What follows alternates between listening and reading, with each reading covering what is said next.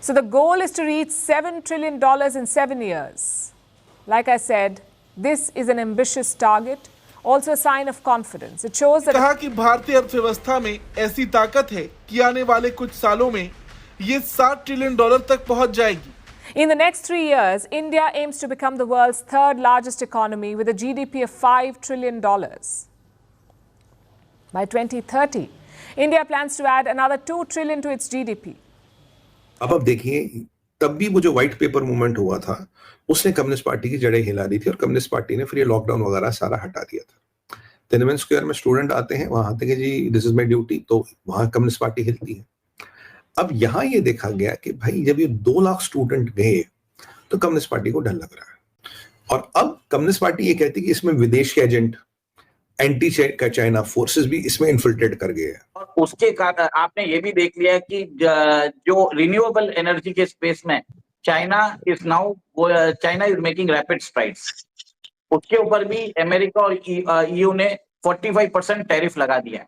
GDP है वो 2030 में जाकर के दुनिया की थर्ड लार्जेस्ट ग्लोबल इकोनॉमी बन जाएगी एंड हम लोग जर्मनी और जापान को सरपास करेंगे. लेकिन अब दोस्तों जो नई खबर सामने आ रही है वो ये है कि इंडिया जो है वो कुछ ही महीनों में जापान को ओवरटेक करेगा. जैसे जैसे चाइना का एक्सपोर्ट डूब रहा है, जैसे जैसे 60% या 160% टैरिफ, 150% टैरिफ की बातें ट्रम्प कर रहे हैं, जैसे जैसे चाइना का हर जगह से डिलिंकिंग ऑफ सप्लाई चेन्स हो रहा है, बाकी 2 खुले सांड बन गए हैं. अब चाइना में रहता हूं मैं. चाइना में घबराहट है, अफरा तफरी है चारों तरफ कि अब क्या होगा. जो फैक्ट्रियां यहाँ पर 8 घंटे भी बड़ी मुश्किल से काम कर रही थी, आज 24 घंटे काम कर रही हैं. किसी भी देश को इतना डरते हुए, वो भी दूसरे देश के राष्ट्राध्यक्ष से, आज तक नहीं देखा गया. जो डोनाल्ड ट्रंप के आने के बाद स्थितियां और खराब हो रही है. नमस्कार दोस्तों, जय हिंद. भारतीय अर्थव्यवस्था का आकार 2031 तक $7 ट्रिलियन का हो जाएगा. इस दौरान देश की जीडीपी की एवरेज एनुअल ग्रोथ रेट 6.7% होगी. यह जानकारी रेटिंग एजेंसी क्रिसिल द्वारा जारी की गई रिपोर्ट में दी गई है. इसके साथ ही रिपोर्ट में आगे कहा गया है कि फाइनेंस ईयर 2025 से लेकर वित्त वर्ष 2031 तक एनुअल ग्रोथ रेट महामारी से पहले के दशक की एनुअल ग्रोथ रेट 6.6% के जैसे ही होगी. बढ़त की वजह कैपिटल एक्सपेंडिचर और प्रोडक्टिविटी में इंक्रीज होना है. रिपोर्ट में अनुमान लगाया गया है कि मजबूत सर्विस एक्सपोर्ट रेमिटेंस इनफ्लो की वजह से भारत का current account deficit safe zone में रहेगा. वहीं दूसरी तरफ चीन की हालत ऐसी ही खराब थी. ऐसे में डोनाल्ड ट्रंप के आने के बाद जो चीन की थोड़ी बहुत उम्मीद थी वो भी मिट्टी में मिल गई. आज चीन की हालत इतनी खराब हो गई है कि महंगाई से इतने लोग परेशान हो गए हैं कि वहाँ के लोग प्रोटेस्ट के लिए नया तरीका ढूंढ रहे हैं. खबर निकल कर आई है कि 2 लाख स्टूडेंट प्रोटेस्ट के लिए चीन के सड़कों पर साइकिल चला रहे हैं, जिसे देख कम्युनिस्ट पार्टी की नींदें उड़ी हुई हैं. चीन की ऐतिहासिक डाउनफॉल शुरू हो गया है. चाइना के अंदर इतनी खलबली है कि वो अभी उठकर शी जिनपिंग दौड़ गए हैं पेरू में. वहां पर बाइडेन से मीटिंग हो रही है. शी जिनपिंग अपने घर को छोड़कर पेरू में गए हैं बाइडेन को मिलने के लिए, जो कि आउटगोइंग प्रेसिडेंट है. और इतनी भी क्या हड़बड़ी थी कि भाई ट्रंप ने अभी अपनी टीम को अनाउंस किया है. डीप स्टेट घबराया हुआ है, बाइडेन भी घबराया कि उसकी सारी लेगेसी को उतारकर ट्रंप ने फेंक देना है डस्टबिन में. और सबसे पहला काम जो वो करेगा वो चाइना को डस्टबिन में फेंकने वाला है परमानेंटली. चाइना इतना घबराया हुआ है कि बाइडेन को मिलने गया है और वहां पे बोल रहे हैं पंजाबी में, ओ तुसी मेरे नाल की किता. बाइडेन भी सोच रहा है कि भाई इसका मैं जवाब क्या दूं. क्यों? चाइना को मालूम है अब इसका बचना मुश्किल है, और बचने के लिए एक ही रास्ता है कि अगर अमेरिका में सिविल वॉर करवा दिया जाए तो बाइडेन कंटिन्यू रहेगा प्रेसिडेंट के लिए. सिविल वॉर करवाने की कोशिश है, न्यूक्लियर वॉर कहीं हो जाए ताकि इमरजेंसी डिक्लेयर हो जाए पूरे दुनिया में. मुद्दा बहुत ही संगीन है. चाइना घबराया हुआ है और घबराहट में कोई भी पार्टी एक भी जो कदम है वो गलत ले सकती है. चाइना में रहता हूं मैं. चाइना में घबराहट है, अफरा तफरी है चारों तरफ कि अब क्या होगा. जो फैक्ट्रियां यहाँ पर 8 घंटे भी बड़ी मुश्किल से काम कर रही थी, आज 24 घंटे काम कर रही हैं.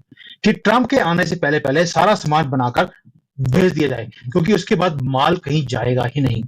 तो क्या इसी घबराहट में आकर शी जिनपिंग गए हैं पेरू में बाइडेन को मिलने के लिए और बोल रहे हैं कि कुछ तो करो.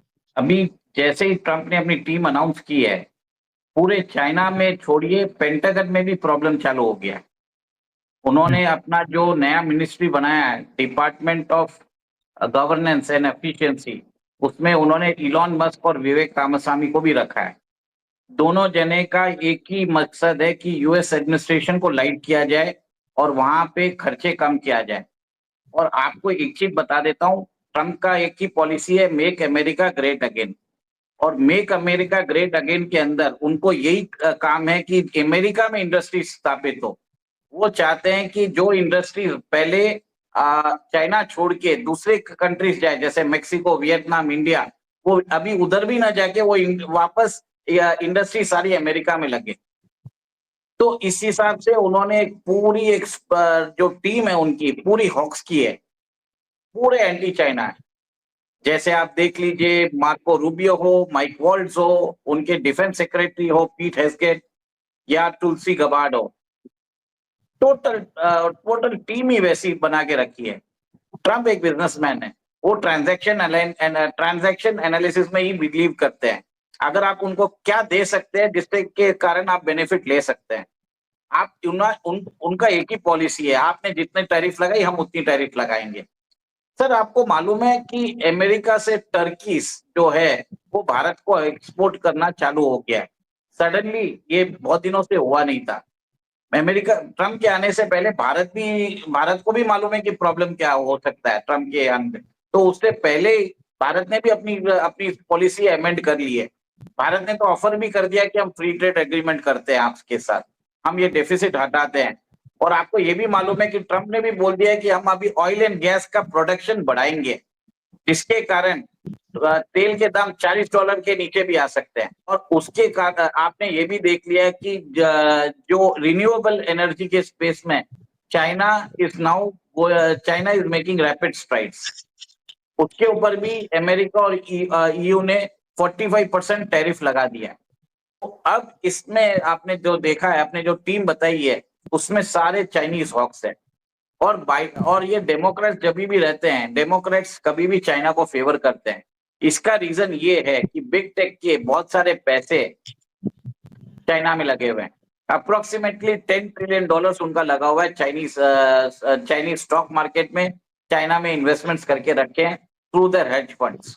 आपको पता होगा चाइना में तिएनमेन स्क्वायर में एक स्टूडेंट प्रोटेस्ट हुआ था, जिसमें स्टूडेंट्स के ऊपर टैंक्स चलाई गई थी, तोपें चला दी थी। चाइना ने जिंदा तोपों के नीचे अपने बच्चों को कुचलने का काम किया था कम्युनिस्ट पार्टी ऑफ चाइना ने। ये वही कम्युनिस्ट पार्टी है जो अब भी पावर में है। हुआ क्या, ये प्रोविंस है, एक प्रोविंस है और उसके एक छोटा सा शहर है साथ। अब इस प्रोविंस के दूर एक 50 किलोमीटर शहर है। ये हिस्टोरिकल प्रोविंस है।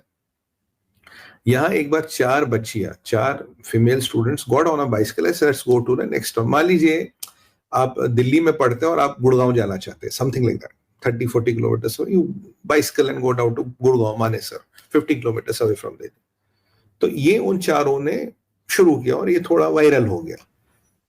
धीरे धीरे ये चीज बढ़ गई। पहले कुछ 10 लोग, 20 लोग, 50 लोग। अभी रिसेंटली ये पाया गया चाइना में 2 लाख स्टूडेंट्स इस टाउन में आते हैं। कहीं भी चाइना में 2 लाख लोग अगर एक साथ हुए और वो भी यूथ, कम्युनिज्म की जड़ें हिलती है। तिएनमेन स्क्वायर में भी हुआ यही था। जो यूथ था वो साइकिल पे बैठ के तिएनमेन स्क्वायर जाता था। तो ये प्रकरण चलता रहा। अब देखिए, तब भी वो जो व्हाइट पेपर मूवमेंट हुआ था उसने कम्युनिस्ट पार्टी की जड़ें हिला दी थी और कम्युनिस्ट पार्टी ने फिर ये लॉकडाउन वगैरह सारा हटा दिया था। तिएनमेन स्क्वायर में स्टूडेंट आते हैं, वहां आते हैं जी दिस इज माई ड्यूटी, तो वहां कम्युनिस्ट पार्टी हिलती है। अब यहां ये देखा गया कि भाई जब ये 2 लाख स्टूडेंट गए तो कम्युनिस्ट पार्टी को डर लग रहा है। और अब कम्युनिस्ट पार्टी ये कहती है कि इसमें विदेश के एजेंट, एंटी चाइना फोर्सेस भी इसमें इन्फिल्ट्रेट कर गए हैं। चाइनीज कम्युनिस्ट पार्टी को डर ये लग रहा है अगर ऐसे में यूथ से पंगा ले लिया, the repercussions can be dangerous. और जो चाइना की इकोनॉमी की हालत है उसमें रिपरकशंस अगर ये होंगे तो हालत क्या होगी। आपको ये बता दूं, सीपीआई चाइना का और गिरा है और ये फैक्ट्री इंडेक्स प्राइसिंग और गिरी है बाय लास्ट ईयर। ये चाइना खुद मानता 2-2.5% as compared to last year और गिर गई है। तो यहाँ पे परिस्थिति बहुत खराब है और ये जो डोनाल्ड ट्रंप के आने के बाद स्थितियां और खराब हो रही है। यहाँ चाइना के यूथ को डोनाल्ड ट्रंप के आने के बाद एक प्रोत्साहन मिला है।